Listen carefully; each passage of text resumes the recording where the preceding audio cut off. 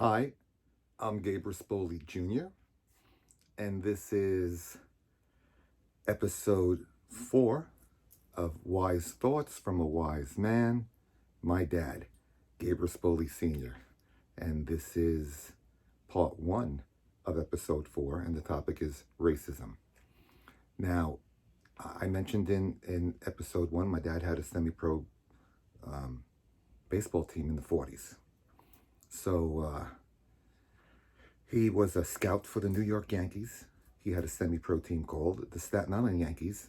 And when the Yankees bought new uniforms, they gave him the pinstripe uniforms for his players to wear. So they wore real Yankee pinstripe uniforms. And in 1947, I guess in the end of 46, they put Jackie Robinson on the minor league team. And then for the beginning of the 47 season, they moved him up to the Brooklyn Dodgers, where that could have only happened in New York City, because New York City was so different than every place else in the United States. It's not funny, man. It's not funny. And when that happened, my father signed two guys that he knew, two black guys that he knew that played ball good, to his team. And because up until then, they didn't let the minor league teams that were affiliated with the major league teams or the major league teams have black ball players. They had to play in the Negro League. So the owner of the Brooklyn Dodgers, he's the one that turned the tide on that. And Jackie kept his head high while the people were as nasty as they could be.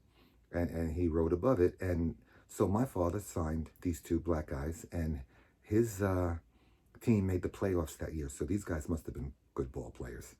And they had a sold-out playoff game in Baltimore, Maryland. So he reserves rooms. The playoff game is the next day on Saturday, and they drive down to Maryland Friday night. And when he gets to the hotel, they won't let him check in because he has two black guys, and they don't let black guys stay at the hotel. They don't let colored people stay at the hotel, right? So, if you know my dad, you know how loud he could be. People always tell me, why are you yelling? Why are you yelling all the time? And I say, man, you haven't fucking heard me yell.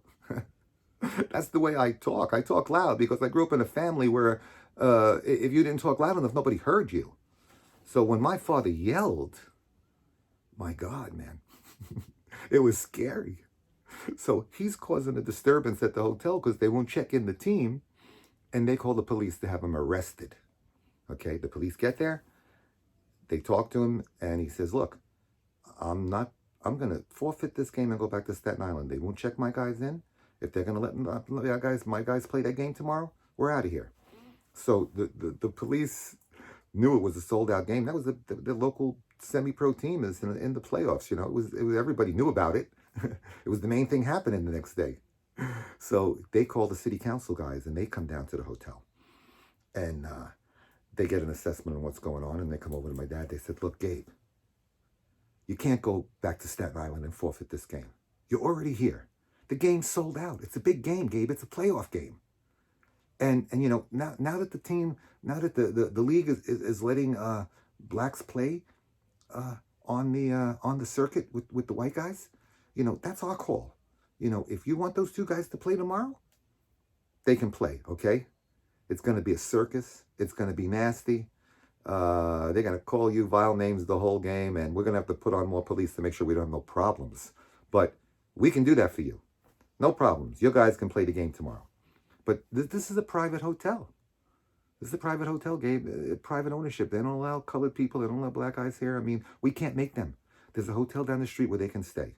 So you're going to have to compromise with us and let your two guys go down the street and stay at the hotel where they're allowed to stay, and they could play the game tomorrow. So the two guys got wind of what was going on. They went over to my dad. They said, look, Gabe, we're used to this. This is normal for us. Let us go down the street. Don't forfeit the game. We want to play these guys.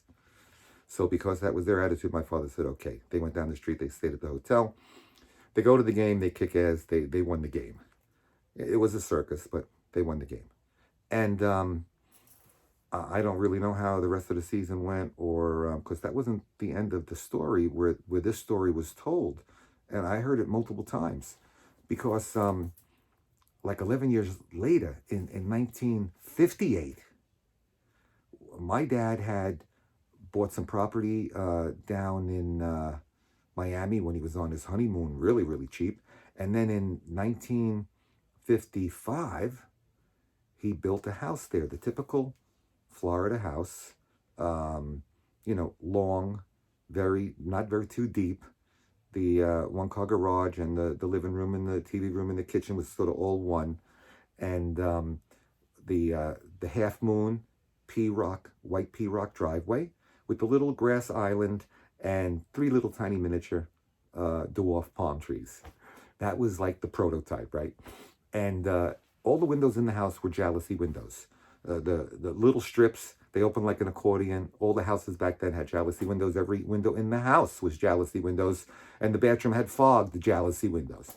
And in the living room, looking out into the front of the house, there was three sets of jalousie windows. So you had like a window that was like 10 feet long, 5 foot high. So when you sat in the couch facing the street, you seen the whole front yard, the street, the houses across the street. You seen everything because you're looking out of a big window. And this is 1958, right? Those two black guys that played ball with my dad in 1947 and 48, when he still had the team, must have been lifelong buddies because they were coming down on vacation. They wanted to come see my dad. My dad said, sure, he gave him the address. So it was only my dad and my mom. And me, I was 2 years old, and my sister was a newborn. And when the bleacher business used to close up north because of the snow and nothing was happening outside for the 3 really cold months, he'd bring us down there, and then he'd bring us back up to New York. And so the evening that these two guys visit, they're visiting. My father and mother, and I guess with me and my sister, are sitting in the couch facing the street, and they're sitting in the couch to the street to their back. And my father said, well, they were there. A white pickup truck went by the house, slowed up, shot 2 bullets at the front of the house, and then sped off to give my father a message, to let him know that black people didn't belong in a white person's house in 1958 in Hialeah. That was the progressive South, Miami-Dade County. That's where Hialeah is. That was the progressive South, okay? And I was in, when I was in 3rd grade, okay? Because I remember being down there, and when we would go back, he'd stop and buy oranges for everybody in the family. And everybody wanted fresh oranges. Come on down, right? You'd see that on TV. So when they would buy the oranges at the orange grove stands, the parking lot, at the end of the parking lot at the edge, they always had like a little wooden shack where the Indians were selling cartons of cigarettes for like $1 or $2 a carton. So we had the station wagon. I was always in the back, so I could lay down, I could play, whatever. And there was 2 big shopping bags filled with cartons of cigarettes to do all the family members a favor and buy them 10 times the amount of cigarettes they can get for the money down there off the Indians than they could get on Staten Island. What a big favor that was, right? And bags of oranges. So I'd go into the Sylvan-Air area inside because I thought that was cool, and I'd look around. And I'm 8 years old. This is 1964. And I go over to the water fountain, and the water fountain says whites only. And I look up to the bathroom, and it says whites only. And I go outside to my dad. I said, hey, Dad, the water fountain in there and the men's room has a sign that says whites only. Where do the colored people go? And he said, well, Gabe, this isn't Staten Island. They probably have a hose in the back and an outhouse. I said, what's an outhouse? He said, it's a little shed with a door on it, and there's a hole in the ground. I was like, I couldn't believe that. I thought about that all day, man. I never forget that conversation. Thinking that, I grew up on Staten Island. When I went to 4th grade in Staten Island the following year, I went to PS 18. Between me and PS 18, like it's 4 blocks away, was the West Brighton projects. 60% of my school was black. Right across the street from the main entrance of the school on the other side of Henderson, on the corner of Henderson and Broadway, was the Black Panther headquarters.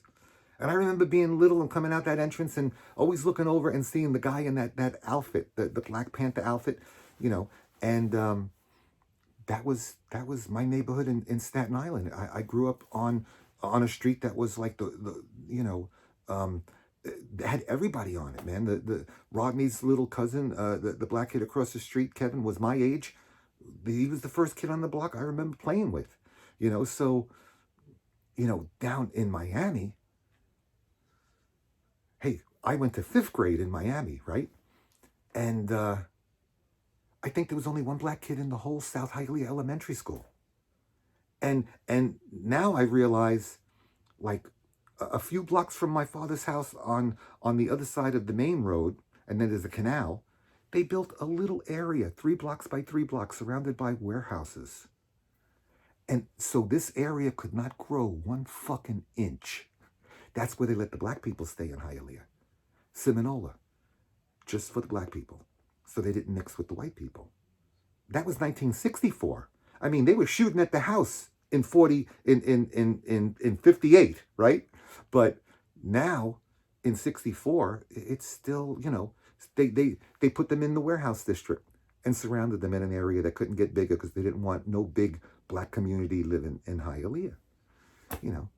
I mean, that was the progressive South. Okay? But, hey man, when my father took that team in 1948 or 47 into Baltimore, Maryland, okay, and was willing to go to jail for those 2 black ball players he had on his team, my father was 26 years old. Think about that. He was 26. He owned the team. He managed the team. When he was short a player, he played catcher or shortstop. And here he is at 26, ready to go to jail for 2 black dudes. The civil rights movement didn't even happen yet. And my father was a pioneer for race relations. That's the example he set for me. Now, the other example, that's another wild story, but it has to be in the next episode. Okay? Be safe. See you in part 2.